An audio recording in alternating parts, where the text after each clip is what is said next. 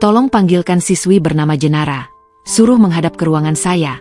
Perintah Pak Edward, selaku wali kelas 12 IPA 1. Baik Pak, jawab Dani, selaku ketua kelas 12 IPA 1. Sementara menunggu Jenara datang, Edward memeriksa ponselnya.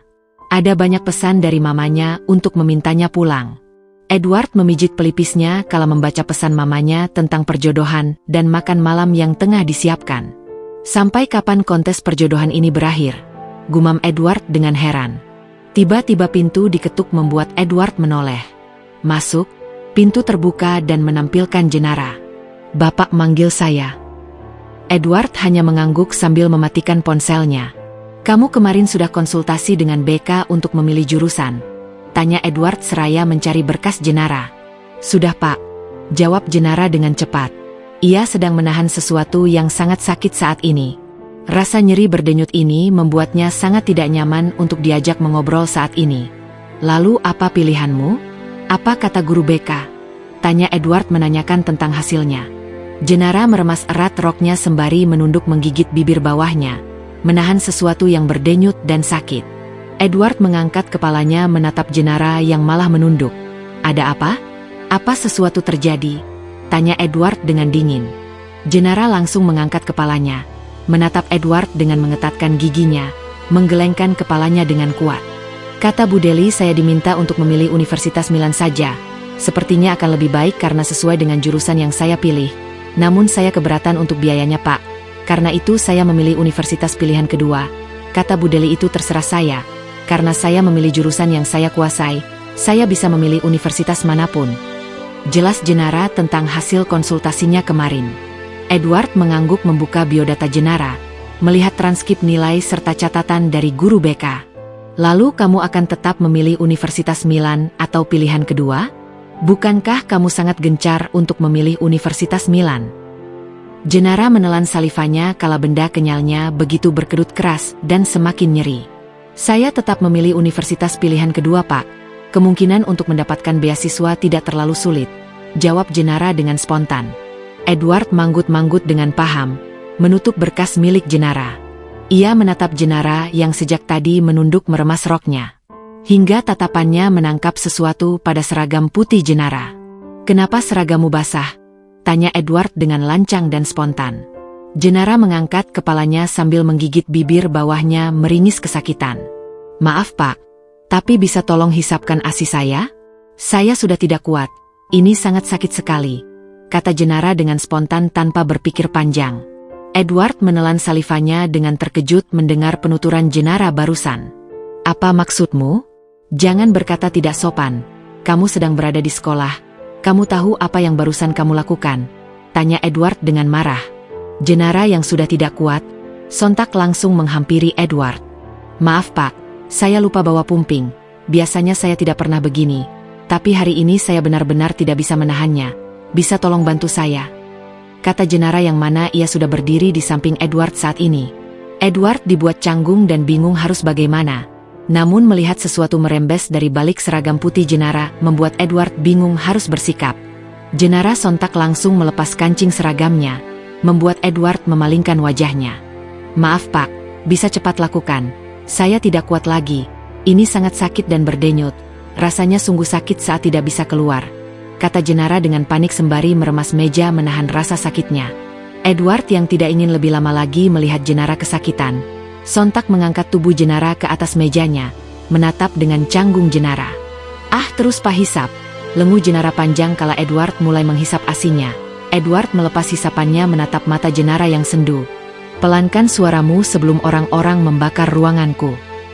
Jenara mengangguk sambil menggigit bibir bawahnya. Edward kembali menghisap ASI Jenara. Sesekali ia meremasnya dengan kuat. Jenara mendongakkan kepalanya ke atas, menikmati sensasi puas dan lega dengan hisapan Edward. Tanpa Jenara sadari, ia meremas rambut Edward. Edward yang sedikit terbuai, seolah lupa dengan posisinya saat ini. Hingga keduanya teralihkan dengan ketukan pintu. Cepat sembunyi, kata Edward seraya mencecap sekilas bibirnya. Jenara mengancingkan kembali seragamnya, langsung bersembunyi di bawah meja Edward. Masuk, kata Edward sembari duduk kembali di kursinya, memasang wajah sesantai mungkin. Jenara yang kini duduk di antara kaki Edward benar-benar dibuat salah fokus dengan apa yang berada di depannya. Ia benar-benar di posisi yang salah saat ini. Aku sudah gila. Aku benar-benar sudah gila. Bagaimana bisa aku meminta guruku untuk menghisap ASI-ku? Batin Jenara dalam hati. Pak Edward ini biodata anak-anak kelas Bapak yang kemarin konsultasi dengan saya. Ujar Bu Deli seraya menyerahkan berkasnya. Terima kasih Bu, kata Pak Edward seraya menerima berkasnya. Bu Deli hanya mengangguk namun ia tak kunjung pergi dari sana. Ada yang lain Bu? Tanya Edward kala Bu Deli masih berdiri di sana. Saya ada tiket nonton malam ini. Bagaimana jika kita berdua pergi bersama? Tawari Bu Deli pada Edward. Edward dengan senyum canggung menggelengkan kepalanya pelan. Maaf Bu Deli, saya benar-benar sibuk untuk menyiapkan berkas anak-anak, dan nanti malam kebetulan sekali saya ada acara keluarga. Bu Deli hanya bisa mengangguk dan pamit keluar begitu saja. Edward dengan napas lega memundurkan kursinya ke belakang. Keluarlah, kata Edward pada Jenara. Dengan canggung dan malu, Jenara keluar dari persembunyiannya. Jenara menunduk di depan Edward dengan malu, meremas kuat roknya. Sejak kapan? Tanya Edward membuat Jenara mengangkat kepalanya.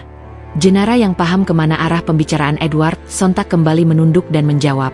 Sejak kelas 2 Pak. Biasanya saya selalu menampungnya di pumping untuk disalurkan ke Bank ASI. Karena hari ini lupa, jadi saya tidak bisa menahannya. Edward memalingkan wajahnya seraya menelan salivanya. Jika kamu tidak bisa menahannya, apa yang akan kamu lakukan? Tidak mungkin kan kamu meminta teman laki-lakimu untuk melakukannya.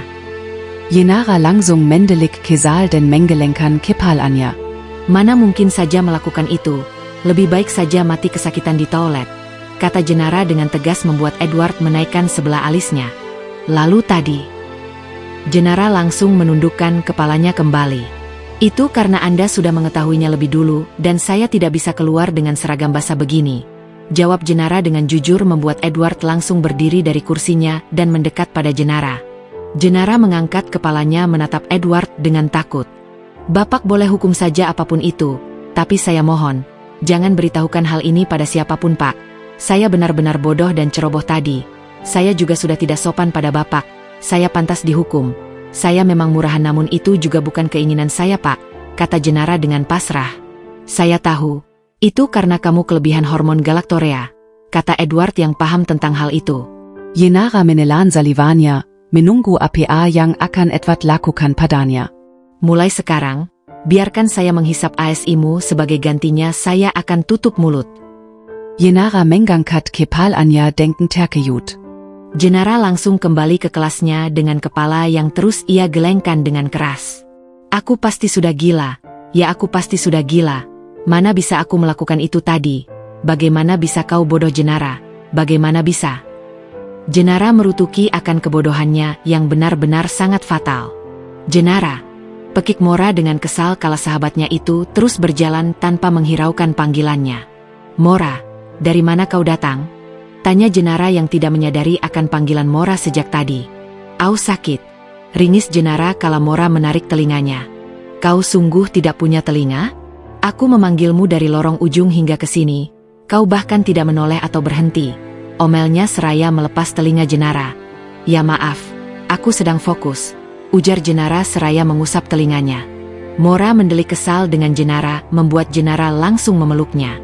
Iya maaf sayangku. Besok enggak diulangi lagi. Mora berdecih mendengar ucapan Jenara. Kau dari mana saja? Aku mencarimu sejak tadi, kata Mora dengan kesal. Oh tadi dipanggil Pak Edward ke ruangannya. Biasalah untuk ditanyai perihal universitas, kata Jenara menjelaskan meski ia kembali teringat akan perihal hisap ASI tadi. Mora manggut-manggut menggandeng lengan Jenara sembari berjalan ke kelas. Nanti malam kita keluar yuk, jalan-jalan atau nonton, ajak Mora membuat Jenara mengangguk dan teringat satu hal. Kau tahu, tadi aku dengar Bu Deli mengajak Pak Edward pergi nonton bareng. Tapi sayangnya Pak Edward menolak karena ada acara keluarga, kata Jenara memberitahu. Hah? Serius? Gila si Bu Deli. Jenara langsung membungkam mulut Mora. Kecilkan suaramu sebelum Bu Deli membunuhmu. Mora hanya mengangguk membuat Jenara melepas tangannya. Tapi siapa sih yang gak jatuh cinta sama Pak Edward? Aku aja yang sebagai siswinya tergila-gila apalagi Bu Deli. Secara Pak Edward guru paling muda paling tampan, paling kaya, paling perfect dan paling seksi di sekolah. Orang gila mana yang nggak tahu itu? Orang buta aja cuma ngeraba tubuhnya udah pasti milih Pak Edward.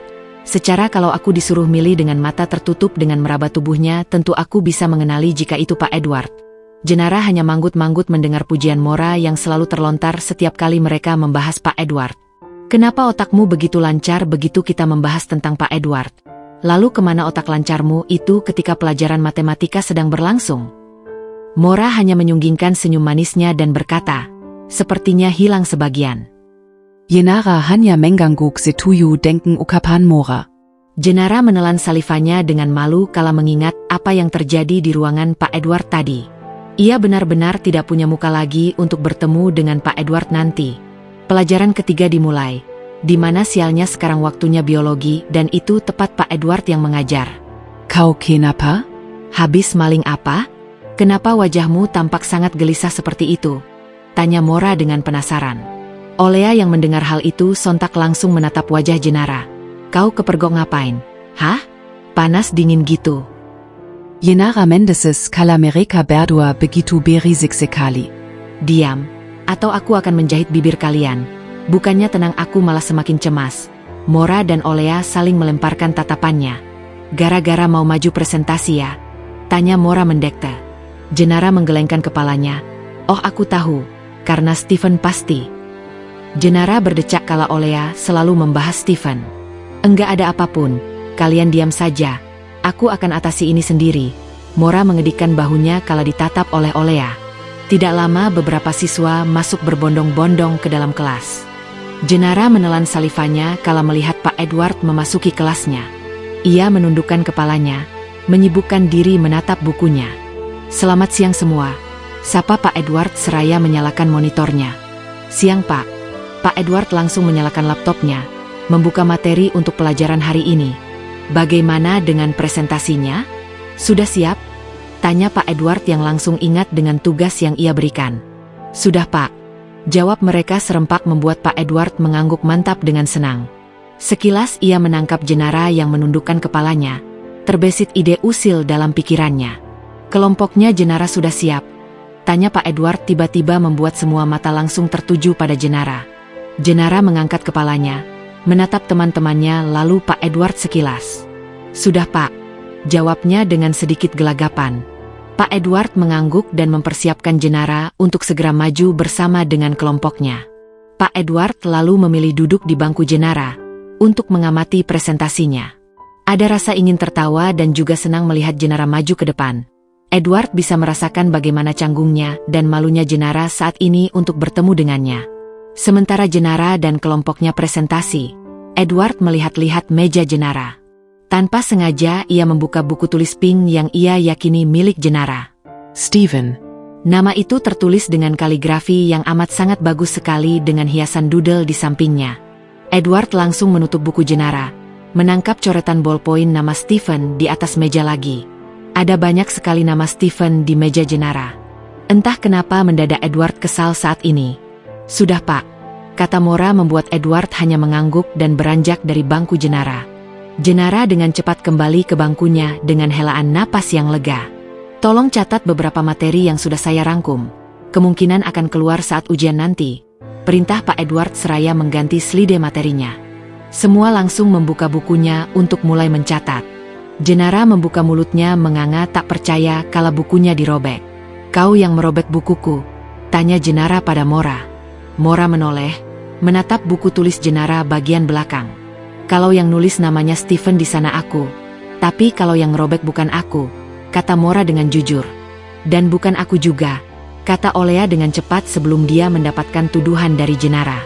Jenara mencoba mengingat lagi, jika tadi sepertinya bukunya masih utuh. Ia juga masih melihat nama Stephen di lembaran terakhir bukunya. Lalu siapa yang merobeknya? Jenara perlahan menggangkat kepalanya, menatap Pak Edward. Pak Edward menaikkan sebelah alisnya kala Jenara menatapnya dengan penuh selidik membuat Jenara langsung menundukkan kepalanya bersiap untuk menulis materi yang Pak Edward perintahkan. Menurutmu mungkin enggak sih Pak Edward yang nyobek kertasnya? Secara dia yang duduk di sini tadi. Tanya Jenara pada Mora. Kau sudah gila? Mana mungkin Pak Edward melakukan hal konyol seperti itu? Apa hubungannya denganmu? Gabut banget guru nyobekin kertasnya murid. Jenara menatap datar dan dingin Mora. Mora langsung memeluk Jenara kala menyadari akan kesalahannya yang bersuara keras. Iya maaf, aku salah. Mungkin hantu sekolah yang menyobeknya. Tapi jika kau menuduh Pak Edward, aku membantahnya dengan keras. Kata Mora yang mana ia selalu menjadi viral garis keras untuk Pak Edward. Jenara berdecak dan memilih untuk menulis dan mengabaikan hal barusan. Sedangkan Pak Edward keluar kelas untuk membuang kertas yang ia robek barusan. Dasar kekanak-kanakan. Apa sekarang masih zaman menulis nama seseorang yang disuka di lembaran terakhir buku tulis? Sungguh menggelikan, kata Edward yang mana ia kembali ke dalam kelas dengan tatapan penuh selidik pada Jenara. Jenara tiba di rumahnya. Pikirannya benar-benar kacau karena Pak Edward. Kau sudah pulang. Jenara mengangkat kepalanya. Saudari tirinya tampak berdiri di ambang pintu. Kakak, ada apa? Tanya Jenara dengan bingung. Cepat ganti baju dan bantu para maid untuk masak besar. Nanti malam akan ada makan malam dengan keluarga Salamos. Kak Zeline akan dijodohkan dengan pewaris tunggal keluarga Salamos. Jadi jangan kecewakan mereka dengan hidangan yang kurang sempurna, kata Ula dengan nada sinisnya. Jenara menghela napas gusar. Bukankah ada banyak maid di Menshahen? Kenapa aku harus membantu mereka? Mereka bisa menyelesaikan pekerjaannya sendiri. Aku sedang sibuk menyiapkan ujian, jadi aku tidak bisa membantu mereka. Jenara hendak masuk namun Ula mendorong bahunya dengan keras. Kau berani membantahku? Lakukan perintahku atau aku akan mengadukanmu pada papa. Adukan saja. Siapa takut? Kamu kira kau pemilik Menshahen ini? Kalian hanya menumpang di rumahku. Bersikaplah selayaknya tamu yang datang ke rumah orang. Kau bukan putri papaku, bukan juga saudariku. Jangan bersikap seolah kau seorang putri. Marah Jenara yang kesal dengan sikap kakak tirinya tersebut. Ula tersenyum dengan sumbang mendengar hal itu. Berani sekali kau bicara seperti itu padaku. Ula sontak langsung melayangkan tamparan keras pada Jenara. Itu balasan untuk orang yang tidak bisa berbicara dengan baik, kata Ula dengan penuh penekanan. Ula melihat mobil papanya memasuki pelataran Menshahen membuatnya langsung berpura-pura jatuh di lantai. Jenara berdecih seraya memalingkan wajahnya ke samping, muak dengan drama yang Ula buat. Ula, ada apa denganmu sayang? Tanya Atmis begitu melihat Ula terjerembab di lantai. Ula sayang, apa yang terjadi denganmu? Wendy dengan dramatis langsung membantu putrinya untuk bangun. Aku hanya mengatakan pada Jenara, untuk membantu maid yang sedikit kewalahan karena masak besar. Tapi Jenara malah mendorongku dan mengatakan jika aku tidak pantas tinggal di sini apalagi memerintahnya. Adu Ula dengan pandainya dia bersilat lidah. Plak. Jenara tertegun bukan main. Welly dan Ula pun juga terkejut dengan hal itu. Bagaimana bisa Atmis menampar putrinya sendiri dan begitu percaya dengan cerita Ula? Kamu benar-benar keterlaluan. Bisa-bisanya kamu bicara seperti itu pada kakakmu. Dia kakakmu, dia saudarimu. Kenapa kamu berkata seperti itu? Dia hanya memintamu untuk membantu para maid. Apa ada yang salah dengan itu? Tanya Atmis dengan marah. Jenara mengusap pipinya dengan mata yang berkaca-kaca. Aku hanya mengatakan kenapa harus aku. Bukankah banyak maid di Menshahen? Jenara juga punya kesibukan pak. Jenara harus belajar buat persiapan ujian. Jika bisa kakak, kenapa aku? Lagian kakak juga tidak melakukan kegiatan apapun. Kata Jenara membantah dan membela dirinya. Atmis hendak melayangkan tamparannya lagi namun Welly menahannya. Udah mas, jangan sakiti Jenara. Biarkan saja. Namanya juga anak-anak. Kata Welly bersikap layaknya ibu yang baik dan adil dengan anak-anaknya. Bersyukurlah kau memiliki mama tiri sebaik Welly. Entah apa jadinya jika aku menikah selain Welly, kau mungkin bisa habis olehnya. Jenara meremas kuat roknya. Sebelum masuk ke dalam Menshahen, Atmis kembali menyempatkan untuk berbicara pada Jenara. Setelah ini bantu maid untuk masak persiapan nanti malam. Dan nanti malam, jangan munculkan dirimu di makan malam keluarga Salamos. Aku malu punya putri pembangkang sepertimu. Jenara menahan air matanya sebisa mungkin mendengar ucapan papanya. Kenapa rasanya begitu menyisakan dada dan terasa amat sakit. Atmis langsung masuk ke dalam Menshahen membuat Welly menghembuskan napas lega.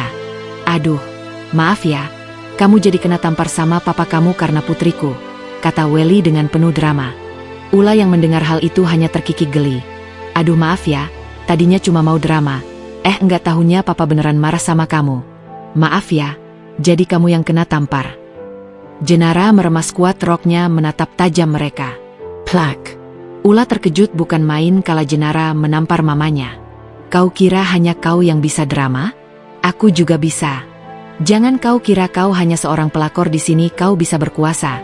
Aku akan melakukan apapun untuk merebut apa yang menjadi milikku. Jangan kira aku takut karena keberadaanmu. Aku juga bisa membalikan keadaan sesuai kemauanku, kata Jenara dengan berani. Ula yang melihat keberanian Jenara sontak ikut melayangkan tangannya. Brak! Jenara dengan kasar mendorong Ula hingga punggungnya menabrak pintu. Tadi kau jatuh sebelum kudorongkan.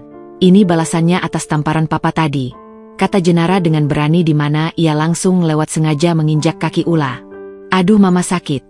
Ringis Ula merintih kesakitan karena injakan sepatu Jenara. Welly langsung membantu Ula untuk berdiri seraya memicingkan matanya dengan tajam pada Jenara.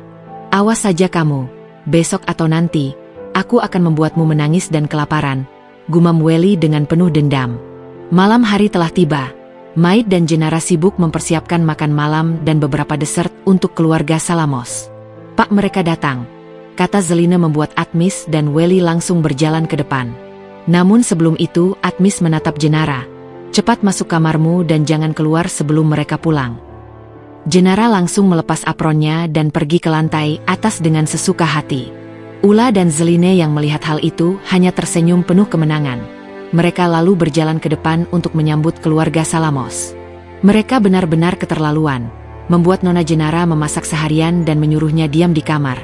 Gumam Maid yang merasa iba dengan Jenara. Mak lampir itu benar-benar keterlaluan. Kita harus memberinya pelajaran besok. Usul Maid satunya yang diangguki setuju oleh lainnya. Makan malam pun berlangsung, di mana mereka asyik membicarakan tentang perkenalan Zeline dan Edward. Edward yang merasa bosan dan jenuh, hanya diam enggak ikut mengobrol dengan papanya dan Atmis. Bukalah mulutmu dan katakan sesuatu. Jangan hanya diam dan tole kail kanan dan kalkiri. Omelyala yang geram denken si kaputranya. Ngomong apa? Bukankah papa sudah banyak bicara? Yala langsung mencubit pinggang putranya saking gemasnya. Punya putra sepertimu benar-benar membuatku darah tinggi, kata Yala dengan pasrah. Edward hanya bisa mengusap pinggangnya menahan sakit. Jadi bagaimana menurut kalian berdua? Kalian mau tukar cincin dulu atau langsung menikah? Tanya Salamos pada putranya dan Zeline. Edward menghirup dalam napasnya dan berkata, saya masih belum siap untuk menikah sekarang. Jadi jika Tuan Atmis tidak keberatan, saya ingin kita tukar cincin lebih dulu. Bukankah Zeline juga baru saja selesai menempuh S1-nya? Pasti masih butuh melakukan beberapa kegiatan dan pekerjaan yang ia inginkan. Bukan begitu Zeline? Tanya Edward pada Zeline. Zeline dengan mantap mengangguk di mana rona merah di pipinya membuat Edward merasa geli dan jijik sendiri. Yala yang mendengar jawaban putranya, mengetatkan rahangnya dengan kuat seraya bergumam. Sekalinya bicara malah menghancurkan semuanya. Tahu gitu kau diam saja sejak tadi biar mama yang jawab. Edward mengulum bibirnya menahan senyum mendengar ucapan mamanya barusan. Saya ke belakang sebentar. Pamit Edward yang langsung beranjak dari kursinya dan pergi ke belakang. Saat keluar dari kamar mandi, tiba-tiba seseorang menabraknya membuat Edward terkejut.